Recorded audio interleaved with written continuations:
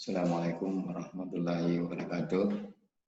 Selamat siang para mahasiswa sekalian.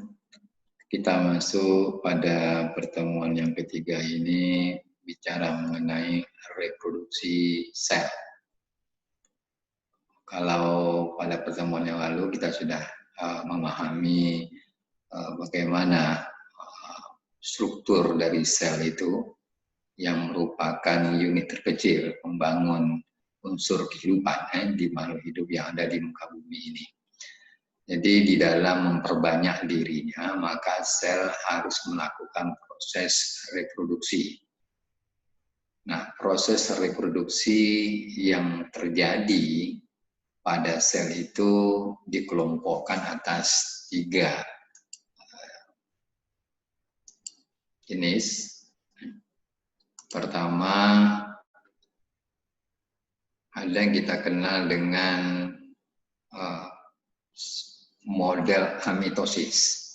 Jadi perbanyakan diri dari sel itu dilakukan dengan cara langsung atau disebut dengan istilahnya amitosis. Secara langsung ini hanya berlaku bagi sel-sel yang masuk kelompok sel-sel prokariot atau sel-sel primitif.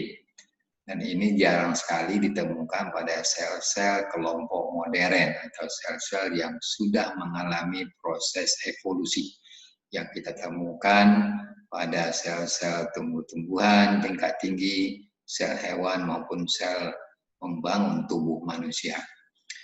Nah, yang kedua ada yang dikenal dengan cara pembelahan sel atau reproduksi sel itu menggunakan cara mitosis. Pembelahan secara mitosis ini lawan dari amitosis. Mitosis artinya ketika sel melakukan perbanyakan dirinya itu dilakukan dengan cara tidak langsung. Nah, yang maksud dengan cara tidak langsung itu artinya adalah ketika sel membelah, melakukan pemisahan dari satu sel menjadi 2 sel, itu harus melalui tahapan-tahapan tertentu. Sehingga berbeda sekali dengan pembelahan sel yang dilakukan secara amitosis atau dikenal dengan binary fission-nya. Nah, di mana sel-sel ini yang melakukan proses pembelahan secara mitosis itu terjadi pada sel-sel tubuh, terutama pada tubuh makhluk hidup, tubuh hewan tingkat tinggi ataupun tubuh manusia. Jadi sel-sel yang melakukan pembelahan secara mitosis yang harus melalui tahapan-tahapan tertentu itu terjadi pada sel-sel somatis atau sel-sel tubuh. Kemudian yang ketiga, ada model pembelahan sel atau reproduksi sel yang menggunakan cara meiosis. Jadi tadi ada amitosis, yang kedua cara mitosis, dan yang ketiga ada yang beberapa kelompok sel menggunakan pembelahan sel atau proses perbanyakan dirinya menggunakan cara meiosis. Nah, sama halnya dengan mitosis, pembelahan sel secara meiosis juga menggunakan cara yang tidak langsung, harus melalui tahapan-tahapan tertentu. Nah, ini nanti bisa Anda lihat, meiosis ini lebih rumit lagi. Dia harus melakukan 2 kali lipat tahapan dari mitosis. Nah, pembelahan meiosis ini dikenal juga dengan pembelahan reduksi atau penyusutan dari jumlah kromosom pada satu makhluk hidup menjadi sebagian atau separuhnya. Nah, di manakah sel-sel yang melakukan pembelahan meiosis ini? Nah, sel-sel yang melakukan pembelahan meiosis ini hanya ditemukan pada sel-sel kelamin, baik pada sel kelamin jantan atau spermatozoa maupun pada sel-sel kelamin betina atau dikenal dengan ovum. Di luar dari sel-sel kelamin itu, maka pembelahan sel dilakukan secara mitosis, khusus untuk sel-sel yang masuk kelompok eukariot.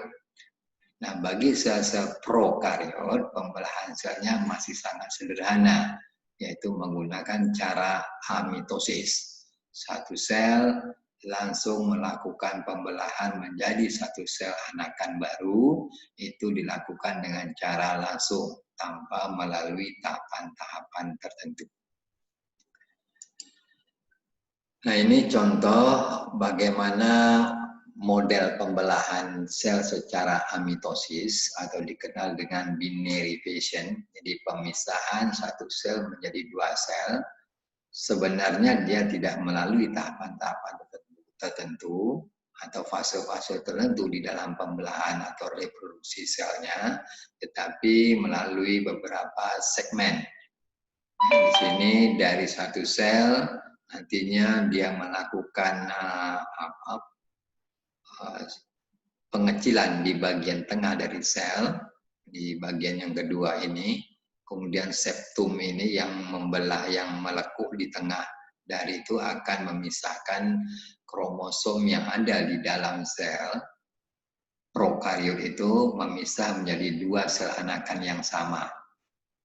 Kemudian barulah di tahapan yang keempat, nanti sel itu terpisah menjadi dua sel anakan, merupakan individu baru dari proses pembelahan binary fission tadinya. Ini sangat sederhana, karena ini merupakan sel-sel primitif, maka pembelahan selnya melakukan proses yang sederhana juga, atau kita kenal dengan binary fission.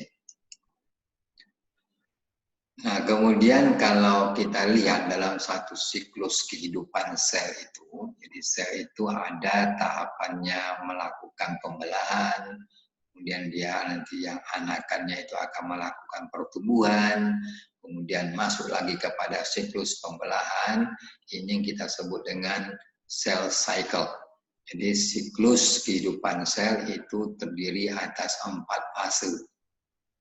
Fase yang pertama yaitu fase mitosis. Jadi ini bicara mengenai sel-sel eukariotik atau sel-sel yang melakukan pembelahan secara mitosis. Jadi ketika sel sudah siap melakukan pembelahan secara mitosis, maka dia setelah melakukan proses pembelahan, maka terjadilah anakan sel. Nah, anakan sel ini akan masuk pada gap pertama, atau pada fase pertumbuhan pertama.